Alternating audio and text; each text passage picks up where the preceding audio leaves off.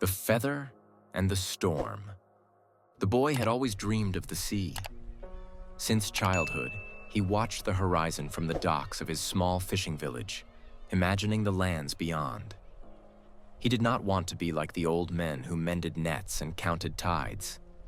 He wanted adventure, to set his course by the stars and sail toward the unknown.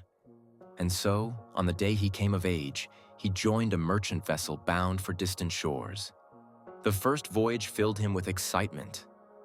He learned to read the winds, tie knots, and map the constellations that guided them through the vast open waters. He proved himself strong and capable, earning the respect of the crew. Yet, no sooner had he found his rhythm than a storm came. A terrible storm. Waves as high as mountains crashed against their ship, snapping the mast and tearing sails like paper. The captain shouted commands, but the sea did not listen. The boy fought against the wind, trying to hold the course, but it was useless. The storm had its own will, and it cast them adrift into the unknown. When the waters calmed, the boy found himself alone, washed upon the shore of a quiet island. His body ached, his spirit felt broken. He had fought so hard, yet he had lost everything. As he sat in the sand, an old fisherman sat nearby, mending a net. The man looked up, as though he had been expecting him. "Your hands are strong, but your heart fights too much," the fisherman said, his voice as calm as the sea at dawn. The boy frowned. "I was thrown off course. I was meant to be heading east." The fisherman chuckled. "Were you? And what was waiting for you in the east?" The boy hesitated. He had never questioned the destination. It was simply where the ship was meant to go. The fisherman handed him a small white feather. "Do you know why a feather floats?" The boy shook his head. "Because it does not fight the wind. It surrenders." The boy clenched his fists. "But I wanted to control my journey. I wanted to decide where I was going." The old man nodded. "And what if the wind knows a better way?" The boy stayed on the island, unwilling at first, but over time, he learned the ways of the sea in a new manner. Not by mastering it, but by understanding it. The fisherman taught him to read the ripples on the water, to listen to the silent messages in the air, to follow the movement of birds and know when the wind was calling for change. He learned patience, how to move with the ocean rather than against it. The boy realized that all his life he had fought against the sea, but the sea had never fought him. It had only ever carried him where he needed to go. One evening, as he sat with the fisherman, he asked, "How did you come to live here alone?" The fisherman smiled. "I too was once like you. I thought I knew where I was meant to go. I fought the wind.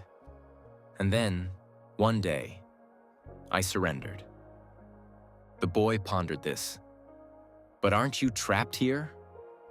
The fisherman shook his head. "I am where I am meant to be." One day, a passing ship appeared on the horizon. The fisherman smiled. "It is time." The boy hesitated. "Where will it take me?" "Where the wind decides," the fisherman said. The boy stepped onto the boat, the feather still in his hands. As the ship set sail, he no longer struggled against the breeze. Instead, he let it carry him forward. And for the first time, he felt truly free. The meaning behind the story. The feather in the storm serves as a powerful metaphor for how we approach life's uncertainties. Many people, like the young sailor, believe that success comes from rigidly sticking to a plan, pushing forward no matter the obstacles. But life, much like the sea, does not always comply with our desires. We encounter storms, unexpected failures, lost opportunities, moments where everything we built seems to collapse. In these moments, we often react as the sailor did, fighting against the forces that seem to be throwing us off course, believing that if we just hold on tighter, we can regain control. The old fisherman represents the wisdom that comes with experience, the understanding that life is not meant to be fought but understood. He gives the boy a feather, asking him why it floats. The answer is simple: because it does not resist the wind. This lesson applies to our own lives. When the sailor first set out, he was determined to follow a specific path, assuming it would lead him to success. But after the storm, he finds himself somewhere completely unexpected, believing he has failed. However, the fisherman shows him that the storm was not an act of destruction, but an act of redirection.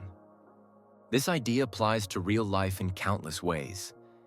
A person might set out on a career path, believing it to be their calling, only to be laid off or forced into a different industry. At first, this feels like failure, like being thrown off course.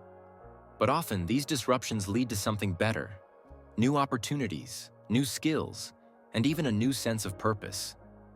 Similarly, in relationships, people often hold on to what feels familiar, believing they must force things to work, even when the natural flow is guiding them elsewhere. Like the boy, we must learn that letting go does not mean giving up. It means trusting that the unknown holds something greater. When the passing ship arrives, the sailor does not ask where it is going. He simply steps aboard, embracing the uncertainty. This final act is the ultimate lesson. True freedom does not come from controlling the journey, but from trusting that the journey itself will lead where we are meant to go. In life, the more we resist change, the harder we make our own path. But when we learn to flow with life's currents rather than against them, we open ourselves to possibilities we never could have imagined.